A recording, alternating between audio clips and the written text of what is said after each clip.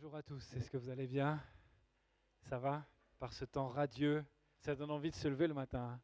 Tu te lèves, tu vois le temps comme ça, tu dis « Ah, je vais rester au lit ». Mais vous êtes ici, vous avez choisi la bonne part, je crois. Et je suis très heureux de vous retrouver.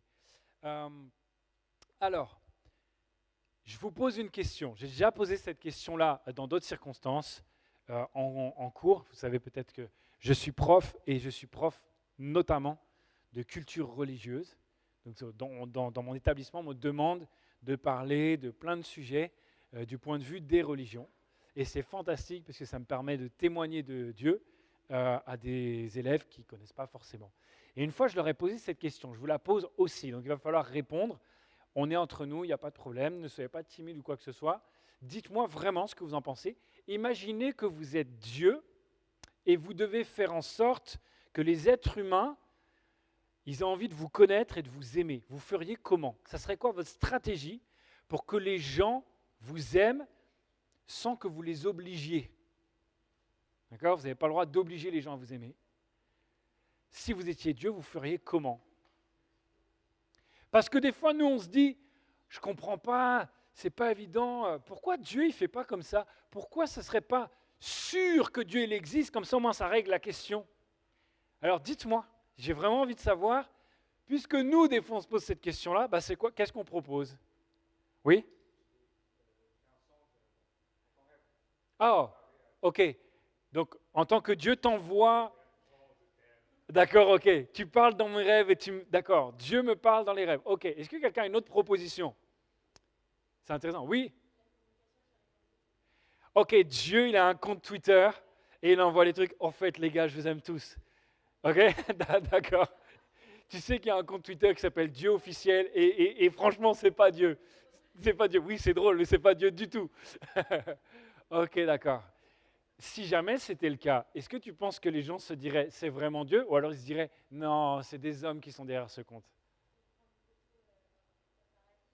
Ok, il fait un petit selfie au paradis. Les gars, c'est pas du fake, regardez derrière. Vous avez vu un peu les nuages, comment ils sont bien rangés? Ok, d'accord. Pourquoi pas? Quoi d'autre? Est-ce que vous avez une autre proposition? Dites-moi, vous êtes Dieu, vous voulez que les gens se tournent vers vous? Il y en a qui lèvent la... Fais attention, si tu lèves la main de ta voisine, c'est toi que je vais interroger. Vous avez autre chose?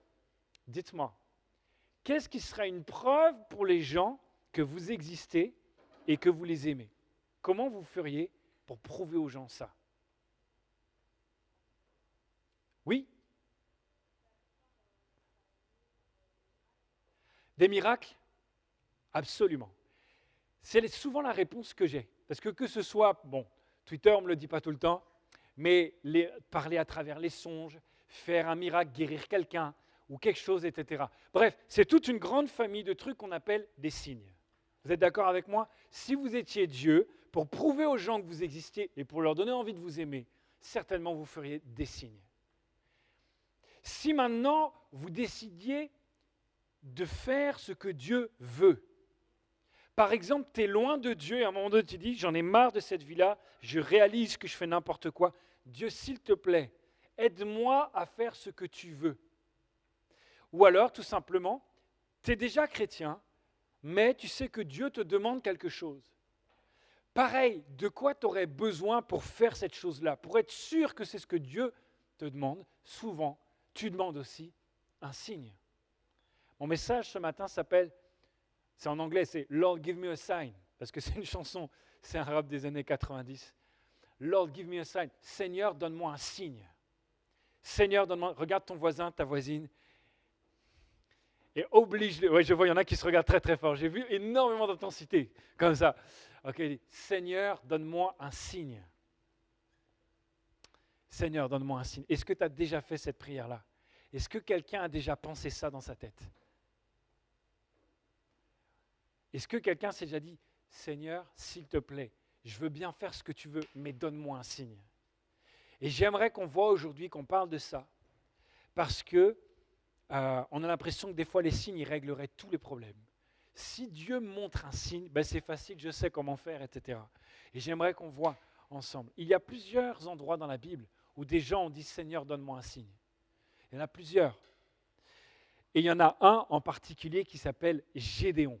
Vous connaissez Gédéon? C'est dans le livre des Juges, au chapitre 6, et on va lire des versets 12 à 18. On ne va pas lire toute l'histoire, mais je vais vous raconter la suite de l'histoire, mais on va lire pour l'instant les versets 12 à 18. Moi, je suis dans la version Bible Summer. Voilà ce qui se passe. Dans le livre des Juges, le peuple de Dieu est dans la terre promise, mais ils font n'importe quoi. Le livre des Juges, c'est ça. Ils font n'importe quoi, et à chaque fois qu'ils font n'importe quoi et qu'ils s'éloignent de Dieu, ils s'éloignent aussi de la protection de Dieu. Ils disent, Dieu, on n'a pas besoin de toi, on préfère prendre les dieux des voisins, on préfère adorer des idoles, on préfère adorer des petites statues qu'on a fait nous-mêmes. Alors Dieu, t'es bien gentil, mais salut. Et quand ils font ça, évidemment, Dieu est un gentleman. Il ne les protège pas comme ils le veulent. Et ils se retrouvent à chaque fois assaillis par des adversaires. Et quand ils sont assaillis, ils disent à Dieu, en fait Dieu, on a besoin de toi, viens s'il te plaît. Ils reviennent à Dieu, Dieu envoie un libérateur, ils regagnent, et là disent, yes, l'Éternel est notre Dieu, et toute notre vie on va le suivre, jusqu'au moment où le gars qui les a libérés meurt, et là ils oublient, puis ils se retournent, ils font encore n'importe quoi. Et à ce moment-là, il y a des adversaires qui viennent. Et à ce moment-là, ils disent, ah Dieu, s'il te plaît, viens nous aider. Dieu suscite un libérateur. Le libérateur arrive, et il les délivre, et ils disent, Dieu, toute notre vie, on va être avec toi. Le libérateur meurt, et les gens disent, ah, on y arrive tellement bien qu'on n'a plus besoin de Dieu. Et ils se détournent de Dieu. Et à ce moment-là, les adversaires arrivent. Bref, c'est que ça. Vous avez des chapitres et des chapitres où c'est tout le temps la même chose. Une fois qu'ils sont en sécurité, ils oublient Dieu. Tout le temps. Et dans Gédéon, ce sont les Madianites, un peuple de nomades qui sont là, qui viennent et qui font des razzias.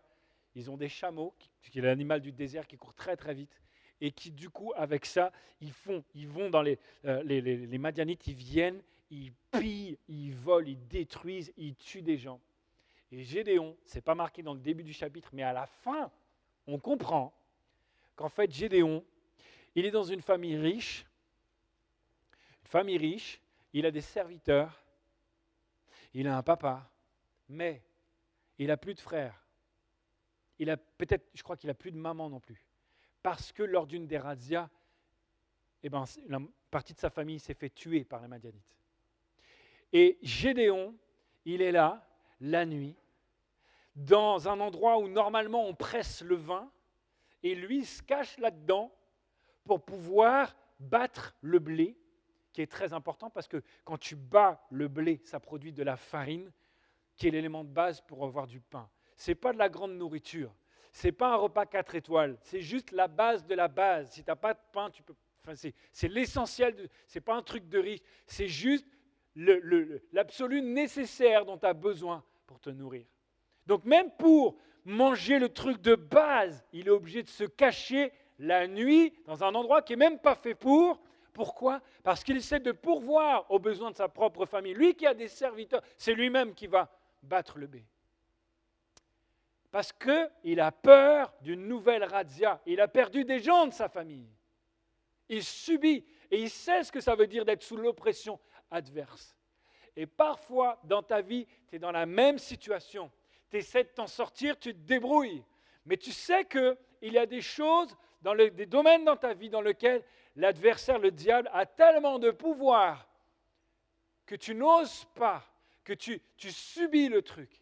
Il y a tellement de choses, tellement de situations dans lesquelles on est là et on est dans une situation où c'est vraiment compliqué. Peut-être que dans ta famille, il y a des situations où les gens sont liés, ils n'arrivent pas à s'en sortir.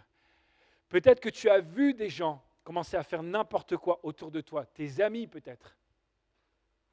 Et dis, mais comment est-ce que je vais pouvoir faire quelque chose ? Comment est-ce qu'il pourrait... J'aimerais tellement qu'il y ait une délivrance. J'aimerais tellement que la situation s'améliore. Et la seule chose que tu peux faire jusqu'à présent, c'est essayer de te cacher juste pour l'essentiel. Tu es en mode survie. Gédéon est en mode survie. Et alors qu'il est en train de faire ça, Juge chapitre 6, verset 12, la Bible nous dit ceci, « L'ange de l'Éternel apparut à Gédéon et lui dit, « L'Éternel est avec toi, guerrier valeureux. » Là, moi, j'ai envie de rire. Le gars se cache pour faire de la farine. Il a perdu la moitié de sa famille. Et t'as l'ange qui arrive qui dit « Oh, Dieu est avec toi !»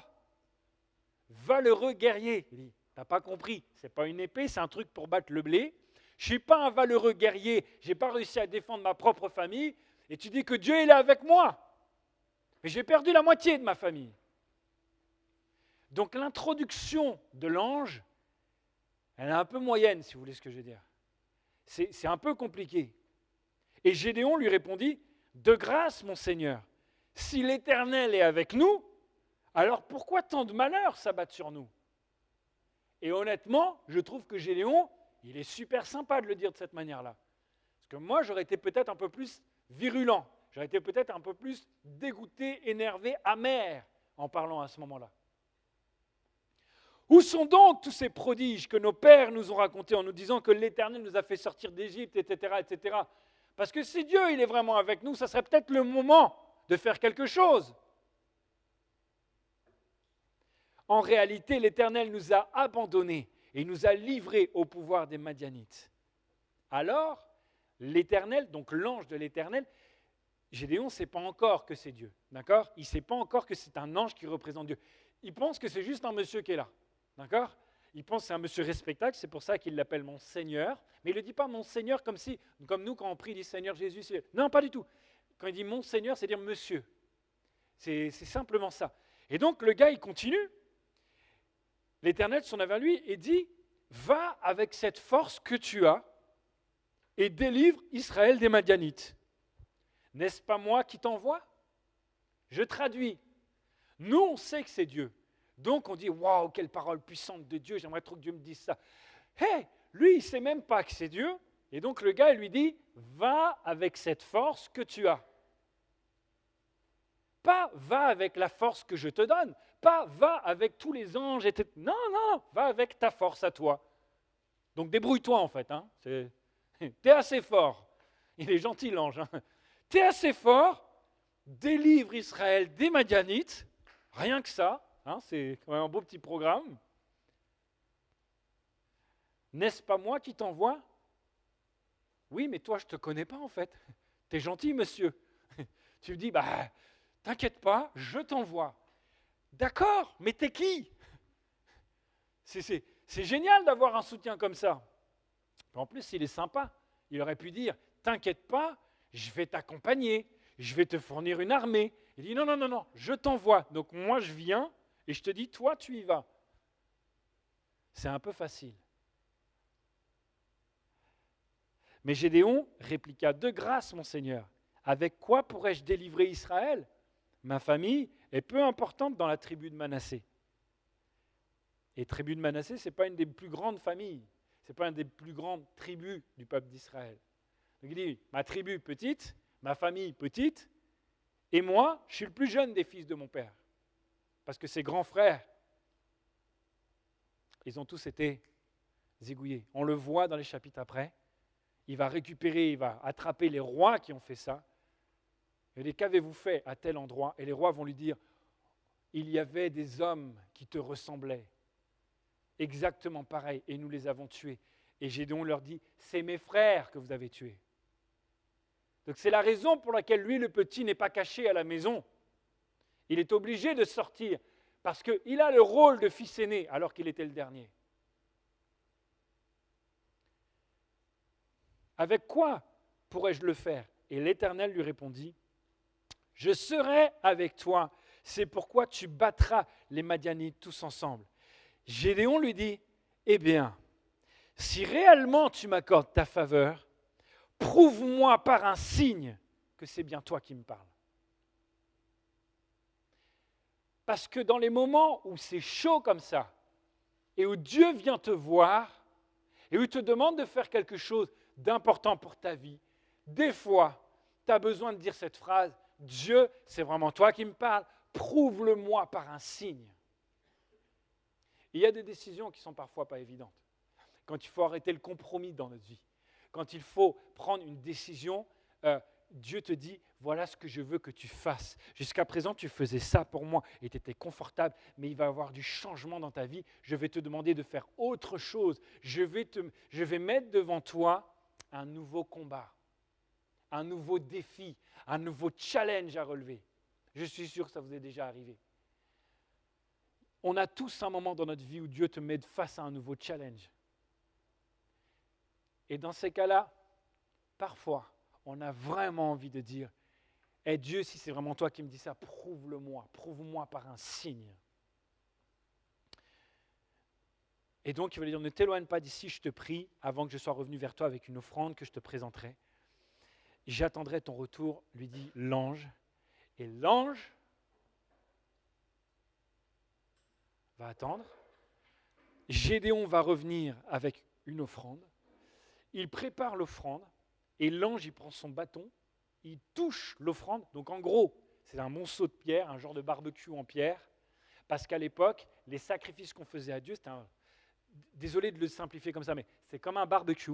Et en fait, c'était quelque chose de précieux pour les gens, parce que c'était des éleveurs. Donc ils donnaient une partie de ce qui était précieux pour eux. Ils l'offraient à Dieu, et quand ça cuisait, vous aimez tous l'odeur du barbecue, ben c'est la même chose. C'était une manière d'offrir ce que tu avais de meilleur, et le parfum apaisait Dieu. Et il agréait ça. C'était juste une image très visuelle de qu'est-ce que je dois faire pour Dieu, lui apporter le meilleur afin que l'odeur de ce que je lui apporte lui fasse plaisir. Bon. Et ce qui se passe, c'est qu'au moment où Gédéon il approche et il dit « Voilà, je vais offrir un sacrifice à Dieu », l'ange, il est là, donc c'est comme un homme. Et cet homme-là, il prend son bâton, il touche le truc et tout s'embrasse d'un coup. Mieux qu'un briquet. Il fait. Et là, d'un seul coup, Gédéon réalise que c'était vraiment Dieu. Il dit, je vais mourir parce que j'ai parlé avec Dieu, parce qu'on ne peut pas voir Dieu et vivre, dit la Bible. Et l'ange lui dit, ne t'inquiète pas, tu vivras, je serai avec toi, etc. Voilà la première histoire, d'accord? Vous êtes avec moi? Et j'aimerais tirer avec vous plusieurs points tout simples, mais très profonds, qui vont vous aider lorsque vous-même, vous aurez un nouveau challenge et vous devrez faire la volonté de Dieu. Vous direz, Seigneur, je t'en prie, donne-moi un signe, prouve-le-moi, s'il te plaît. Ça vous va? Ok, première chose. Vas-y avec ta force, je serai avec toi. Voilà en gros ce que l'ange va dire à Gédéon. Mais comment ferais-je pour arriver à relever ce défi incroyable que tu me demandes? Comment ferais-je pour réussir à bâtir un foyer en toi? Comment ferais-je pour trouver mon chéri, un chrétien? Comment est-ce que je ferais pour réussir cette entreprise? Comment est-ce que je ferais? Il y a tellement de situations. Comment ferais-je pour que ma vie soit débarrassée de tel et tel péché parce que je veux vraiment vivre pour toi? Comment ferais-je pour être un témoin? Comment ferais-je? Et l'ange dit, va avec la force que tu as. Et moi, ça m'énerve cette phrase, parce que j'aimerais tellement que Dieu me donne des super pouvoirs à ce moment-là. Dieu me lance un défi, il dit, mais t'inquiète pas, j'ai une armure comme Iron Man, et grâce à cette armure, tout va marcher. J'aimerais bien que ça soit comme ça, mais la réalité, c'est que Dieu dit, va avec la force que tu as. Une fois, je connais un pasteur, il s'est trompé, il prêchait là-dessus, et au lieu de dire, va avec la force que tu as, il dit que la force soit avec toi, mais ça, c'est Star Wars. Et tout le monde dans l'église, ils n'ont pas capté, ils ont fait Amen. Je dis, ah non, c'est pas ça du tout, les gars. Bref, ne retenez pas ça, s'il vous plaît. C'est la seule chose qu'il ne faut pas retenir du message. Non, va avec la force que tu as. En gros, tu as de la force, vas-y avec, quoi. Fais déjà avec ce que tu as. C'est la première parole que je te donne pour toi. C'est la première parole que Dieu te donne dans ce texte pour ta vie. Quand tu te demandes comment faire pour relever le défi que Dieu met devant toi, la première chose que Dieu te dit, c'est vas-y avec ta force. Autrement dit, j'ai mis en toi déjà quelque chose que tu peux utiliser. Va avec la force que tu as. Et Gédéon, il a raison, il dit, mais je n'ai pas beaucoup de force. Mais la manière dont Dieu répond, ça veut dire, si toi tu fais rien, moi je fais rien. Est-ce qu'un bonhomme qui se cache le soir peut battre une armée? Non. Mais si ce bonhomme ne commence pas à faire les choses différemment, Dieu n'ajoutera pas. Dieu multiplie ce que tu lui donnes. Vous êtes d'accord avec ça? La multiplication des pains, etc., vous connaissez cette histoire? Dieu multiplie ce que tu lui donnes. Si Dieu veut multiplier par 10 000 ce que tu lui donnes, il le fera. Il n'aura aucun problème. On a chanté combien Dieu est grand. C'est même pas facile à mesurer la puissance de Dieu. Dieu multiplie ce que tu lui donnes. Il n'additionne pas, il multiplie. Mais si tu lui donnes 0, 10 000 fois 0, ça fait 0. Et le point, c'est ça, c'est Commence à faire quelque chose qui est à ta portée. Je vais ajouter du surnaturel à ce que tu peux faire naturellement. Mais la première chose que je te demande, c'est de commencer à faire quelque chose qui est à ta portée. Commence dans ta vie, commence autour de toi, sois prêt à te lever. Si je te demande quelque chose d'extraordinaire, tu en es bien incapable. Mais je veux que tu commences à me faire confiance maintenant dans les choses naturelles. Je veux que tu commences dès maintenant dans les choses simples, dans ce qui est à ta portée pour le faire. Par exemple, il est très compliqué. Imagine que Dieu te dise, ok, je parle pour quelqu'un, imagine que Dieu te dise, je vais te donner un poste d'influence dans ton entreprise, dans lequel tu conseilleras ton PDG et tu auras la capacité de mettre en place les valeurs du royaume dans cette entreprise. Ça serait génial. Ton entreprise, c'est une multinationale. Imagine comment tu pourrais impacter le monde grâce à ça. Ça serait génial. Je prie que ce soit quelqu'un, que Dieu dise ça à quelqu'un. Vraiment, le monde en aurait besoin. Qu'une super grosse entreprise qui a plein de moyens puisse accepter les valeurs du royaume. Mais il faudrait pour ça que tu sois à un poste à responsabilité. Imagine que Dieu te dit ça. Oui, mais Seigneur, mais comment je vais faire? Ce n'est pas moi qui ai la capacité de me faire monter. C'est pas moi. Comment je ferai en fait? Va avec la force que tu as. Commence dès maintenant, dans ta manière de travailler, à faire ce que tu peux faire, à mettre les valeurs du royaume dans ce que tu fais, dans comment tu te comportes avec tes collègues, dans comment tu te comportes à l'école. Quand vous êtes à l'école, quand vous êtes au collège, quand vous êtes au lycée, comment tu te comportes avec tes amis, ça parle déjà beaucoup de comment tu laisses Dieu dans ta vie. De quoi tu parles, de quoi tu refuses de parler. Comment tu considères les autres? Est-ce que tu te moques? Est-ce que tu les méprises? Ou alors au contraire, est-ce que tu vas les respecter même si tu n'es pas d'accord avec eux? Vous voyez ce que je veux dire? Ces petits trucs-là, tu te dis ça ne changera jamais le monde. Faux. Parce que c'est ça qui permet à Dieu de multiplier. Première chose, va avec la force que tu as. La raison pour laquelle Dieu semble avoir abandonné le peuple d'Israël, et il y a tous ces malheurs qui viennent, vous savez quelle est cette raison? Ce n'est pas que Dieu était en vacances et qu'il les avait oubliés, qu'il n'avait rien à faire d'eux. Ce n'est pas vrai. C'est que Dieu multiplie ce qu'on lui donne et que personne ne lui a donné. Dieu, lorsqu'il intervient miraculeusement, qui fait une délivrance, il a choisi, il pourrait le faire tout seul, mais il choisit d'utiliser un homme. Pourquoi Dieu a-t-il attendu que Moïse arrive pour libérer le peuple d'Égypte? Parce qu'il fallait que Moïse se lève. Il l'a fait à travers un homme, comme à chaque fois. La puissance de Dieu se manifeste à travers notre humanité imparfaite, pas du tout aussi puissante que Dieu. Et c'est ça qui prouve la grandeur de Dieu. Ok, donc ça c'est mon premier point. La raison pour laquelle Dieu semble avoir abandonné, c'est que personne ne s'est levé pour Dieu. Personne n'a eu l'audace de lui faire confiance. Personne n'était prêt à prendre des risques pour lui. Mais le moment où Gédéon va se lever, il va être prêt à prendre des risques pour Dieu. Dieu va pouvoir opérer une délivrance. Le moment où tu es prêt à te lever pour Dieu et à prendre des risques selon sa parole, pas faire n'importe quoi, mais ce que Dieu te demande te semble risqué, mais pas ce que Dieu te demande, tu dis ok, je vais déjà faire ce qui est à ma portée. Là, tu commences à actionner le miraculeux de Dieu. Très bien. Deuxième chose, vous avez remarqué, c'est le deuxième point maintenant. Gédéon n'a pas demandé à Dieu de faire un signe parce que lui, il avait envie de quelque chose. Il n'a pas dit, Dieu, si tu es vraiment Dieu, fais que j'ai une nouvelle voiture. Non, il n'y avait pas de nouvelle voiture. J'ai un nouveau chameau, par exemple. Fais que j'ai un nouveau truc. S'il te plaît, c'est pas Gédéon qui vient en disant, Dieu, s'il te plaît, fais un signe pour que ce que je veux arrive. Non. Gédéon va demander un signe pour être certain que la volonté de Dieu s'accomplisse. Vous voyez la nuance entre les deux? J'explique. Trop souvent, nous, les fois, on demande un signe à Dieu, c'est « Seigneur, tu sais que j'ai envie de me marier. Oui, j'ai 16 ans et demi, mais j'ai quand même envie de me marier. Seigneur, je te demande un signe que la prochaine personne qui va quitter la salle de culte, alors que moi, je suis à l'espace café juste derrière, la prochaine personne qui va passer la porte, et tu as vu qu'il y a ton crush juste derrière, la prochaine personne, Seigneur, ça serait elle. Ça, c'est le genre de signe que nous, on demande. 1, c'est hyper malhonnête. 2, souvent, il y a quelqu'un que tu n'avais pas vu, qui passe juste devant ton crush à la place et dit « Non, non, mais là, ça ne compte pas, je n'avais pas dit go ». Donc, tu changes les règles parce que ça ne se passe pas comme tu avais prévu. Troisièmement, tu es en train de demander un signe par rapport à ce que toi, tu veux, pas par rapport à ce que Dieu veut pour toi. Vous voyez la différence ? Je pense que l'exemple est très parlant. Et je vois que ceux qui rigolent le plus, ce sont ceux qui l'ont déjà fait. Bon. Je continue. La plupart du temps, on veut des signes pour que notre volonté s'accomplisse. Et on se trompe.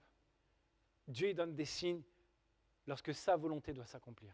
Vous voyez ce que je veux dire ? Il faut qu'on change de mindset, d'état d'esprit. Donc le 1, c'est quoi ? Va avec ta force. Commence déjà avec tes petits bras. Parce que tes petits bras vont actionner le bras puissant de Dieu. Mais si tu as des petits bras et que tu n'en fais rien, je suis d'accord, rien ne va se passer. Mais tu peux déjà faire quelque chose avec tes petits bras d'humain. Ça peut faire bouger le bras puissant du Dieu. Quand je dis petits bras, ce n'est pas du tout méprisant. Hein. Même un gars qui va à la salle, il a des petits bras par rapport au bras de Dieu. À un moment donné, Jésus il est en train de faire des miracles et il est suivi par 2 groupes. Il y a 2 groupes. Il y a ses propres disciples qui sont là en train d'être enseignés par Jésus, qui vivent avec lui. Et puis, on a un autre groupe qui les suit aussi. C'est le groupe des spécialistes religieux de l'époque, parce que ça les énerve que Jésus fasse des miracles le jour du sabbat. C'est pas possible. Comment il peut venir de Dieu et pas respecter ce que Dieu dit ? Et ils disent, mais c'est pas possible, ce gars-là, non seulement il fait des trucs pas très corrects, mais en plus, il a plus la cote que nous. Les gens le suivent lui et plus nous. Donc, ils le suivent. Et ils le suivent en voulant piéger Jésus, prouver qu'il a tort, parce que c'est trop suspect de ne pas respecter la loi. Nous sommes des spécialistes de la loi, et nous savons que la loi vient de Dieu. Vous voyez, ils sont vraiment avec cet état d'esprit-là. Jésus va faire plein de miracles, et à chaque fois, ils ne sont jamais contents. Et un jour, dans la même période, quelques spécialistes de la loi et des pharisiens viennent voir Jésus et disent « Maître ». Oh, les hypocrites. Ce n'est pas du tout leur maître dans la tête, mais bon, ce n'est pas grave. « Maître, nous voudrions te voir faire un signe, s'il te plaît. » En gros, c'est si tu fais un signe, on croira en toi. Mais gars, dans la semaine, il y a déjà eu 8 miracles sous tes yeux et tu n'as jamais été content. Et Jésus va leur dire, non, je ne ferai pas de signe. Jésus, j'aime trop Jésus, il ne respecte rien des fois. Maître, fais un signe et nous croirons en toi. Et Jésus dit, cours toujours, jamais je ferai un signe pour toi. Il dit, je ne ferai pas de signe, vous n'aurez pas d'autre signe que celui de Jonas. 3 jours dans le ventre du poisson, et puis ensuite, il revient à la vie. Et en fait, il est en train de parler de sa mort, où il va être dans le ventre de la terre, entre guillemets, et qui va ressortir. Mais pourquoi Jésus dit non ? Pourquoi Jésus dit non ? Je ne te ferai pas de signe. Parce qu'en fait, il y avait un manque d'honnêteté. Ils n'étaient pas prêts à faire ce que Dieu veut. Ils étaient là pour le piéger, ils étaient là pour leur propre intérêt et non pas pour l'intérêt de Dieu. Donc c'est la deuxième chose, vraiment je termine avec ça. Premièrement, va avec la force que tu as. Si tu veux un signe de Dieu, commence déjà toi-même à t'activer. Deuxièmement, s'il te plaît, demande un signe non pas pour faire ta volonté, mais pour t'efforcer de faire la volonté de Dieu. C'est la deuxième chose. Ensuite, j'ai encore 2 points.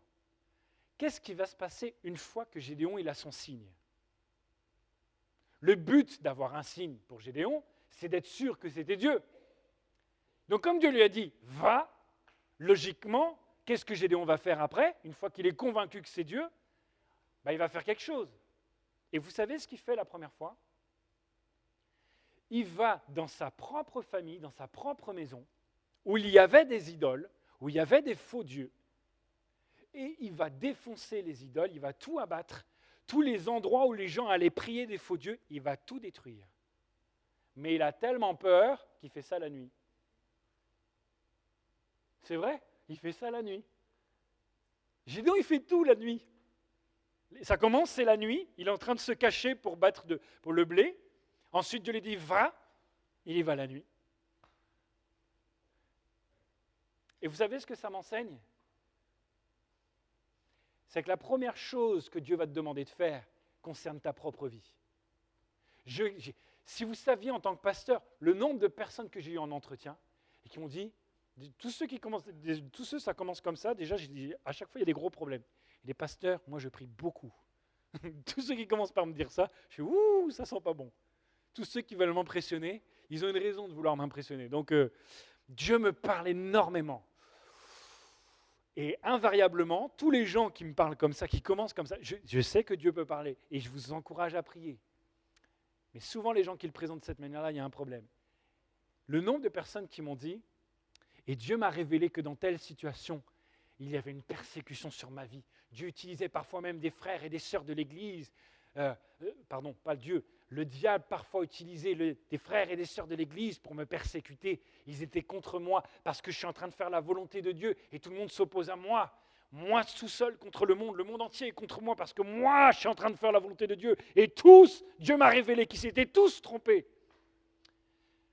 Oh, c'est fatigant. Là, j'ai une pensée pour HD. Quand tu es responsable d'une église, le nombre des fois de choses comme ça que tu entends. Bon. Vous savez ce que je réponds à ces gens-là? Je dis, puisque Dieu te parle à toi, la personne qui peut agir sur ta vie, changer quelque chose dans ta vie, c'est toi. Donc, reviens me voir quand Dieu t'aura parlé de toi. Parce qu'à chaque fois, Dieu il te parle des autres, mais qui va te parler de toi? Si Dieu parle de toi aux autres, tu ne l'accepteras jamais, puisque selon toi, ils sont tous contre toi. Donc, comment Dieu va-t-il faire s'il veut te dire un truc à toi? C'est à toi qu'il devrait parler. Donc, reviens me voir quand Dieu t'aura parlé. Tu passes mon temps à me dire ce que les autres devraient changer. Si vraiment tu es un prophète, si vraiment tu entends Dieu te parler, demande-lui qu'est-ce que toi tu dois changer. Et c'est ça que je leur dis. Ils disent « Ah !» Généralement, ils ne savent pas quoi répondre. Et eux qui voulaient me voir régulièrement, ils ne viennent plus me voir après. Ils sont très embêtés avec ce truc-là. Si Dieu te lance un challenge de conquérir le monde d'une manière ou d'une autre, d'accord? Vous comprenez quand je dis conquérir le monde, d'être utile, d'être un témoin dans ce monde. La première chose que tu vas commencer à faire, ça va se passer chez toi. Ça se passe dans ton cœur. Tu veux changer les autres? Change-toi déjà. Laisse Dieu te changer. Tu veux travailler, tu veux que les gens abandonnent leurs idoles? Toi, abandonne les tiennes. Vous voyez ce que je veux dire? C'est tellement simple, mais tellement profond. Tu ne peux pas demander aux autres de faire quelque chose que toi-même tu ne fais pas. Commence dans ton cercle proche. Commence autour de toi. C'était le troisième point. Commence simplement. Le quatrième point et dernier point est le suivant. Alors on revient dans l'histoire, s'il vous plaît. Une fois que Gédéon a fait ça, tous les gens sont dégoûtés parce que quelqu'un a défoncé les idoles, et eux ils se disent, puisqu'on n'a plus d'idoles, qui va nous protéger? Ils ne pensent pas qu'ils peuvent se tourner vers Dieu. Du coup, ils sont énervés contre Gédéon, et ils veulent se battre contre Gédéon. Et ils vont voir le papa de Gédéon. Et le papa de Gédéon, il a déjà perdu tous ses autres fils. Donc il va protéger son fils. Et il dit, les gars, vous êtes tous en train de râler parce que Baal a été détruit par mon fils, mais que Baal se défende lui-même. Si vraiment c'est un Dieu puissant, il n'a qu'à se défendre contre mon fils. Ce qui fait que Gédéon, on va même l'appeler comme ça, Jérubaal, c'est-à-dire que Baal se défende. C'est même son surnom. Donc voilà comment Gédéon va être protégé. Et là, on arrive à la délivrance. Suivez bien, l'histoire, elle est très importante pour mon dernier point. Dieu va donc dire à Gédéon, envoie des messages à tous les chefs de clan et forme une armée pour battre les Madianites. Les Madianites, ils s'étaient alliés avec d'autres peuples. Ils étaient dans une vallée sur le point d'attaquer Israël. Est-ce que vous savez combien ils étaient? Ils étaient 135 000. C'est une belle armée. 135 000 hommes en armes. Gédéon voit ça, fort du signe qu'il a eu de Dieu. Fort du signe qu'il a eu de Dieu, il dit, je vais lui obéir. Il envoie des messages.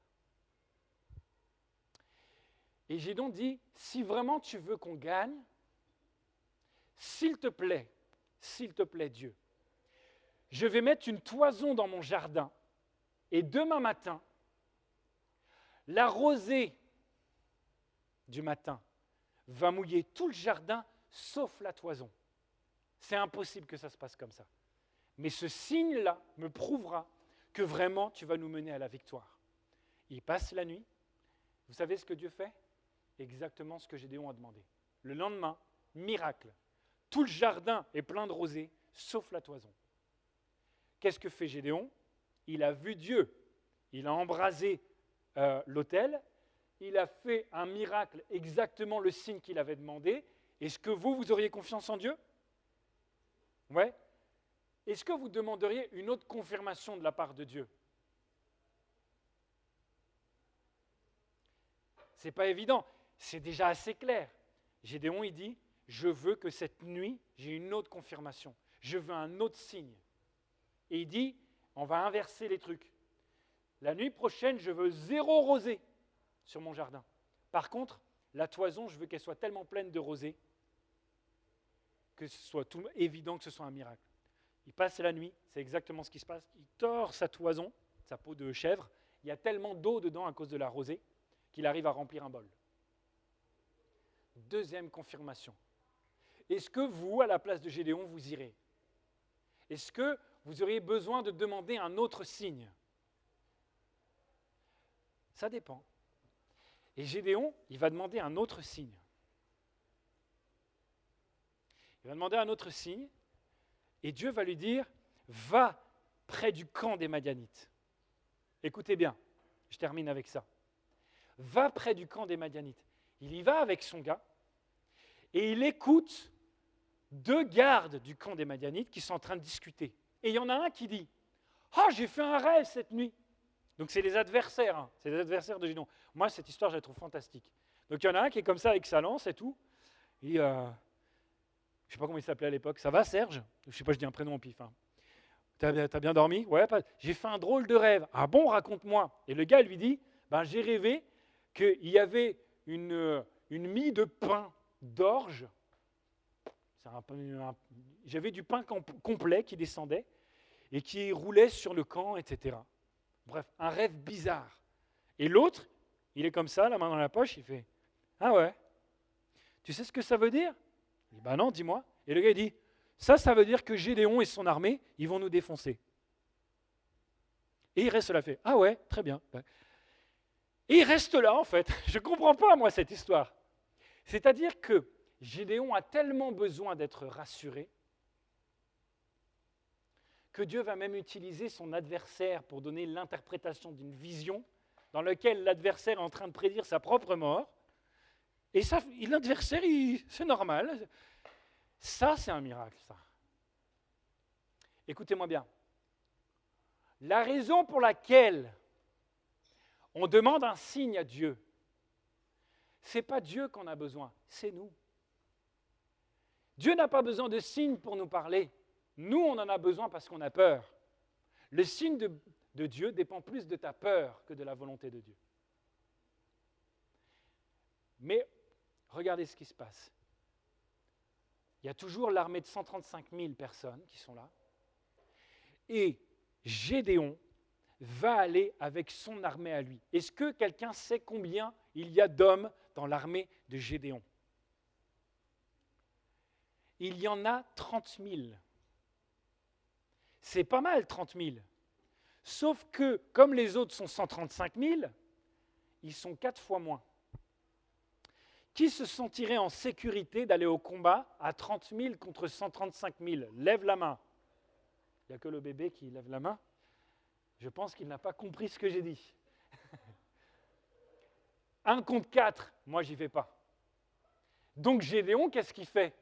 Il dit, Dieu, tu as dit qu'on allait gagner, on est 30 000 contre 135 000, il y a un problème.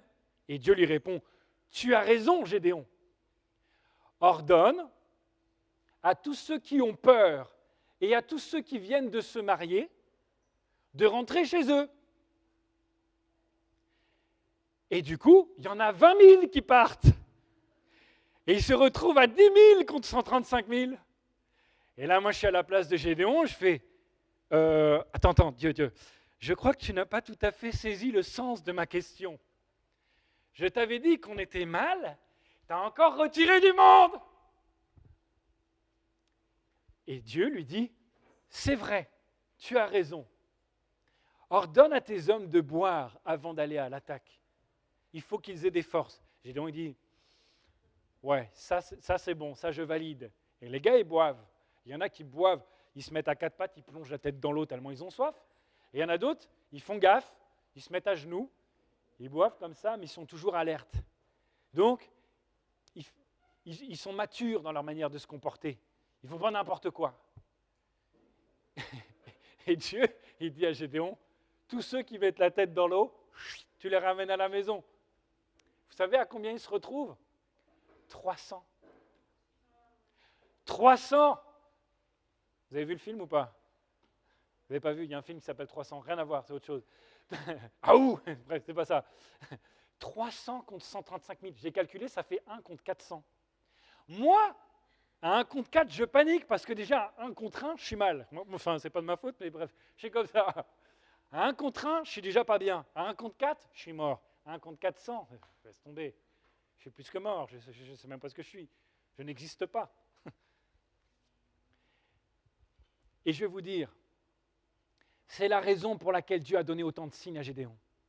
Écoute-moi bien, c'est la raison pour laquelle Dieu a donné autant de signes à Gédéon. Gédéon a eu autant de signes parce que ce que Dieu allait lui demander allait être extraordinaire. Et nous, des fois, on veut des signes de malade alors que Dieu nous demande quelque chose de simple. Dieu ne va pas te le donner. Le nombre de personnes qui veulent se... On travaille avec les célibataires chrétiens avec ma femme. OK. Le nombre de personnes qui pourraient être sûres que ce soit leur chéri, ils demandent 14 000 signes sur la base de Gédéon a demandé ceci, alors moi aussi... Mais le gars est musulman. Qu'est-ce que tu demandes un signe? Vous ne voulez pas aller au même endroit. Dieu ne va pas te donner un signe. C'est marqué dans la Bible. Non. Tu vois ce que je veux dire? Seigneur, s'il te plaît, convainc-moi. En plus, on est très spirituel quand on fait ces prières-là. Je veux vraiment faire ta volonté. Tu pleures, tu jeûnes. Mais c'est marqué dans la Bible que oui. Tu vois ce que je veux dire? Dieu te donne un signe quand c'est nécessaire. Et Gédéon a eu des signes de malade parce que Dieu lui a demandé de faire un truc de malade. 300 contre 135 000. Et il y a parfois des choses toutes simples que Dieu te demande. Et arrête de demander 14 000 confirmations. Parce que ce que tu prends pour de la foi, en disant « je suis très spirituel, j'ai eu tant de confirmations », c'est un manque de foi en réalité. C'est parce que tu ne lui faisais pas confiance que tu as eu besoin d'autant de sécurité. Dieu, j'aimerais te dire ceci, je ne suis pas contre, et Dieu n'est pas contre que tu demandes des signes. Demande si vraiment tu en as besoin. Parce que je connais trop de personnes qui pourraient faire la volonté de Dieu et qui disent « tant que je n'ai pas 14 signes, je ne bougerai pas ». Et tu bloques l'action de Dieu dans ta vie, alors que simplement ce que Dieu voulait, c'est que tu fasses ce que tu lui as demandé simplement. Point. Dieu bénit énormément l'obéissance immédiate. Jean, veille à ce que tu regardes. D'accord, je n'ai pas besoin de signes. D'accord. Jean, fais attention à comment tu te comportes. D'accord. Un jour, Dieu m'a dit, Jean, fais attention à ta colère. J'étais très étonné, mais j'apprends à dire d'accord. Et je n'ai pas besoin de signes. Vous voyez ce que je veux dire? Certaines choses sont évidentes. Arrête de te compliquer la vie. Dieu te donnera des signes quand on aura besoin. Ça dépendra plus de ta peur que de ta spiritualité. Ce n'est pas parce que tu es très spirituel que tu as des signes, c'est parce que tu as très peur. Parce que si Dieu te parle, tu le sais et tu l'appliques. C'est le meilleur moyen pour toi de faire de bons choix. Et si tu n'es pas sûr, demande-lui un signe et je suis certain qu'il te l'accordera. Je suis certain qu'il te l'accordera. Et pour la petite histoire, on ne va même pas le raconter, mais Gédéon va gagner. 300 contre 135 000, il va gagner. Vous savez pourquoi Dieu il a fait ça? C'est marqué dans la Bible, il dit, dans Juge 7, quand Gédéon dit Dieu, on est un peu moins nombreux qu'eux, on est 10 000 contre 135 000. L'Éternel dit à Gédéon, ton armée est trop nombreuse pour que je te donne la victoire. Vous êtes un peu trop nombreux. C'est vrai que 1 contre 14, c'est beaucoup trop nombreux. Sinon, les Israélites s'en vanteraient à mes dépens, en pensant qu'ils sont tellement forts qu'ils arrivent à battre des gens qui sont 10 fois plus forts qu'eux. Ils auraient l'audace même de penser que à 1 contre 10, c'est parce qu'eux-mêmes sont très très balèzes. Et voilà le dernier obstacle que tu pourrais peut-être avoir dans ta vie. C'est quand tu veux faire ce que Dieu te demande de faire sans lui. Et parfois, Dieu t'amène dans une situation où c'est impossible que tu t'en sortes sauf si Dieu intervient. Et là, tu as besoin d'un signe comme Gédéon. La raison, c'est que il y a 2 obstacles qui bloquent Dieu pour agir. Le premier, c'est ceux qui font rien. Dieu multiplie ce que tu as. Va avec la force que tu as. Ceux qui ne vont pas avec la force qu'ils ont. Ceux qui ne font rien, qui sont comme ça. Je voudrais un signe, je voudrais un signe, je voudrais un signe, et puis tu ne fais rien de ta vie. Ça empêche l'action de Dieu. La deuxième manière d'empêcher l'action de Dieu, c'est quand tu dis, j'y vais, je vais tellement être fort que Dieu n'aura pas besoin de m'aider. Reconnais Dieu dans ta vie, reconnais-le dans toutes tes voies. Commence petit, il ajoutera grand, et tu vas faire des miracles, et Dieu va agir, va faire des choses extraordinaires avec toi. Le temps me manque pour vous raconter le nombre d'histoires que moi j'ai vécues dans ma vie, et qui sont tellement exactement dans cette ligne-là. Je vous en donne une seule. Je sais que je l'ai déjà dite. Je pense que j'ai déjà dit ici, puisque ça fait longtemps que je prêche ici, mais je vous la raconte parce qu'elle m'a tellement marqué. J'étais pasteur au centre de la France et il fallait que je change d'église. Dieu m'a dit, tu vas t'occuper des jeunes, tu vas travailler en équipe. Mais je ne savais pas dans quel endroit aller. J'ai eu des propositions d'église et j'ai dit, Dieu, s'il te plaît, donne-moi un signe pour savoir dans quelle église je dois aller. Et Dieu m'a répondu, non. Il a dit non. Je dis pourquoi? Parce qu'en fait, je t'ai déjà dit tout ce que tu allais vivre à tel endroit. Donc, tu as tous les éléments déjà. Je ne vais pas te donner un signe en plus. Maintenant, ce que je veux, c'est que tu me fasses confiance. Et du coup, j'ai pris une décision dans l'endroit où je pouvais vivre ce que Dieu m'avait demandé de faire.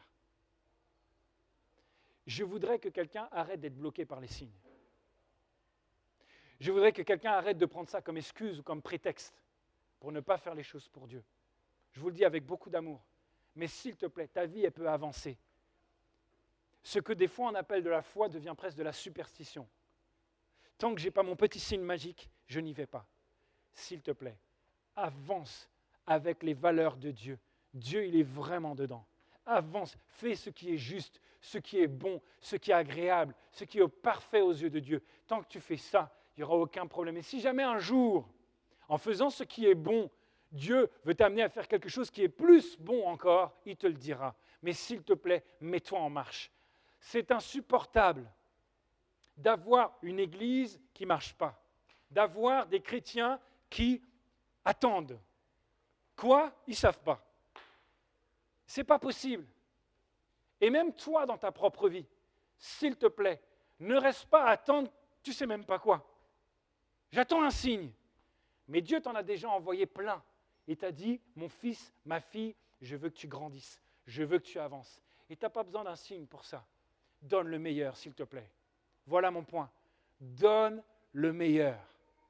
Si tu as besoin d'un signe, tu en auras un. Et si tu n'en as pas besoin, eh bien avance déjà. Avance déjà dans tous les cas. Dans tous les cas, s'il te plaît, va avec la force que tu as. Et Dieu ajoutera derrière. Amen. Vous voulez bien qu'on ferme les yeux ensemble? Et j'aimerais donner l'opportunité à quelqu'un de dire, OK Seigneur, j'arrête d'attendre, je sais ce que tu aimes, je sais ce qui te plaît. Alors, il y a une décision devant moi et je décide à partir de maintenant d'avancer sans juste attendre forcément le feu vert d'un signe. Si j'ai besoin d'un signe, tu me donneras. Si j'en ai pas besoin, tu ne me donneras pas. Mais moi, je comprends que ce que tu me demandes aujourd'hui, c'est d'y aller avec la force que j'ai. Et je veux maintenant, avec la force que j'ai, m'engager à y aller, à avancer selon ta volonté. Alors, s'il te plaît, à ta place, est-ce que tu peux simplement te lever? Lève-toi. Tu ne peux pas aller avec la force que tu as si tu n'es pas debout. Tu ne peux pas marcher en étant assis. J'aimerais que tu puisses te lever à ta place maintenant. Regarde pas autour de toi. Ça te regarde, c'est toi et c'est Dieu. C'est toi et c'est Dieu. Alléluia. Est-ce que tu veux dire, Dieu, je veux avancer avec toi. Je n'attends pas encore un miracle de plus. Tu m'as déjà assez prouvé. Je sais qui tu es. Je veux avancer avec ta force. Alléluia, Jésus. Je vais prier pour toi. Seigneur, je te demande, Seigneur mon Dieu, ce matin, que cette parole dans notre cœur ne soit pas comme quelque chose qu'on entend et qui repart après. Je prie que va avec la force que tu as. C'est une phrase qui résonne cette semaine, à l'école, au travail, dans tout ce que l'on va faire. Qu'on réalise la puissance de notre obéissance, la puissance de lorsqu'on te donne notre énergie, lorsqu'on te donne nos actions. Je prie, Seigneur, que tu accompagnes, que tu encourages tous ceux qui, à partir d'aujourd'hui, vont s'engager pour toi. Au nom de Jésus.